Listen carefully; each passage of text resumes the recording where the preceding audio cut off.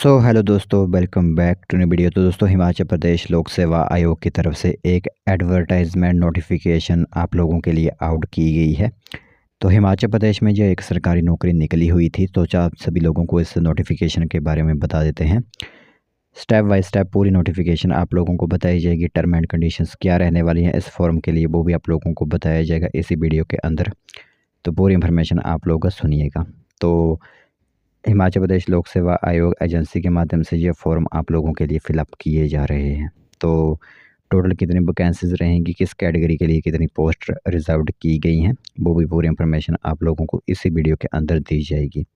तो जो interested candidates apply करना चाहते होंगे, जिनकी योग्यताएँ होंगी, क्वालिफिकेशन होगी, वो सिंपली अप्लाई यहाँ पर कर सकते हैं।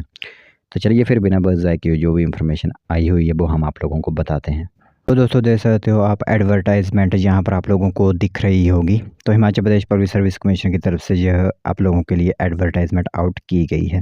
तो इसके लिए जो क्लोजिंग डेट रखी गई है वो रहेगी 5 जनवरी 2025 रात 12 बजे तक। आप लोगों के लिए यहाँ पर जो है वो लिंक एक्टिवेट रहेंगी। उसके बाद जो लिंक्स होती हैं वो डीएक्टिवेट कर दी जाएंगी। ठीक है। तो यहाँ पर जो पोस्ट निकली हुई है वो रहेगी आप लोगों के लिए सिविल जज की, जो कि लेवल J1 की होती है। 70,840 रुपये से आप लोगों की सैलरी स्टार्ट ऑलरेडी हो जाती है और 1,36,000 तक सैलरी आप लोगों की होती है। ठीक है। तो इसमें क्या क्या यहाँ पर टर्म एंड कंडीशंस है वो मैं आप लोगों को साथ ही साथ यहाँ पर बताऊँगा किस तरह की पोस्ट निकली हुई है। तो देख सकते हो डिपार्टमेंट ऑफ होम ही होता है, यानी गृह विभाग। सिविल जज की 21 पोस्ट हैं, अनरिजर्व की 11 पोस्ट रहेंगी। SC की 3 पोस्ट, ST की 3 पोस्ट, OBC की 4 पोस्ट रखी गई हैं आप लोगों के लिए। एसेंशियल क्वालिफिकेशन यही है कि आप इंडिया के निवासी होने चाहिए, आप लोगों के पास एक डिग्री होनी चाहिए वो भी लॉ की, और बार काउंसिल से आप जो है वो रिकॉग्नाइज्ड होने चाहिए, वो भी 5 जनवरी 2025 तक। ठीक है। यानी 5 जनवरी 2025 तक अगर आप लोगों के रिज़ल्ट वगैरह आ जाते हैं तो आप इसमें अप्लाई करवा सकते हो।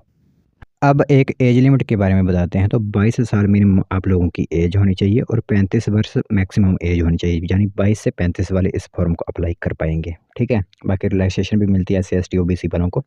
SC ST को 5 साल की, OBC को 3 साल की यहाँ पर रिलैक्सेशन दी जाती है। ठीक है।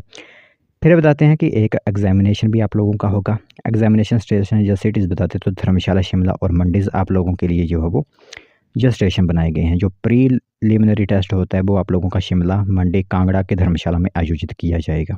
ठीक है।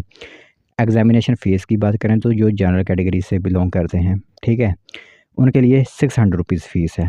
बाकी अदर स्टेट से जो अप्लाई करेंगे उनके लिए भी 600 फ़ीस होगी, लेकिन जो हिमाचल प्रदेश के निवासी हैं, SC ST OBC हैं, उनके लिए 150 रुपये फ़ीस रखी गई है। ठीक है। यह ध्यान रखना होगा आप लोगों के लिए। और फीमेल कैंडिडेट्स के लिए कोई फ़ीस नहीं है, एक्स सर्विसमैन के लिए कोई भी फ़ीस यहाँ पर नहीं रखी गई है। तो फ़ीस जो होती है वो ऑनलाइन ही आप लोगों को कटवानी होगी। ठीक है। इसमें फ़ीस जो होती है वो ऑफ़लाइन वगैरह नहीं होती है। जब आप लोग फॉर्म भर रहे होते हैं उसी समय आप लोगों की यहाँ पर जो है वो फ़ीस होती है। बाकी स्कीम ऑफ एग्जामिनेशन बता दें तो एक प्रीलिमिनरी टेस्ट होता है आप लोगों का, सिविल लॉ 1 का होता है, सिविल लॉ 2 और क्रिमिनल लॉ के आप लोगों के यहाँ पर जो है वो टेस्ट होते हैं। 100 मार्क्स ईच यहाँ पर आप लोगों का होता है। ठीक है। बाकी मेन यही है कि पेपर 1 आप लोगों का सिविल लॉ 1 का होगा 200 मार्क्स का, जिसमें code of civil procedure, Indian evidence वगैरह आप लोगों से पूछे जाते हैं। फिर सिविल लॉ 2 आएगा, वो भी 200 मार्क्स का। क्रिमिनल लॉ भी 200 मार्क्स के ही आप लोगों के आएंगे। बाकी जो इस तरह की पोस्ट भरना चाहते हैं उनको ऑलरेडी पता ही होगा, क्योंकि वो ऑलरेडी इतनी पढ़ाई जो है वो कर चुके हैं। तो ये एक इन्फॉर्मेशन जो लोक सेवा आयोग की तरफ से आप लोगों के लिए आउट की गई है। जो भी इंटरेस्टेड कैंडिडेट्स अप्लाई करवाना चाहते हैं वो अप्लाई कर सकते हैं।